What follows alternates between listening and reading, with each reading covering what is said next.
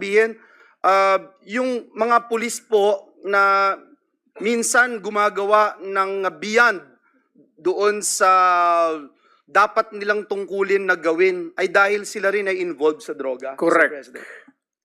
Correct. Alam mo kasi, ang pulis, hindi na papatay lang kung baski sino lang diyang sibilyan. Bakit sila maghanap ng sakit ng ulo?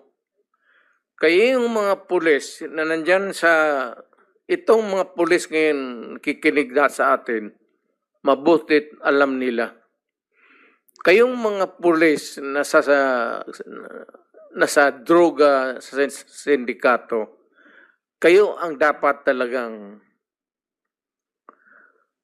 kaya maswerte kaya bigyan pa ako ng pagkakataon maging presidente, uubusin ko talaga kayo. Tangina ninyo.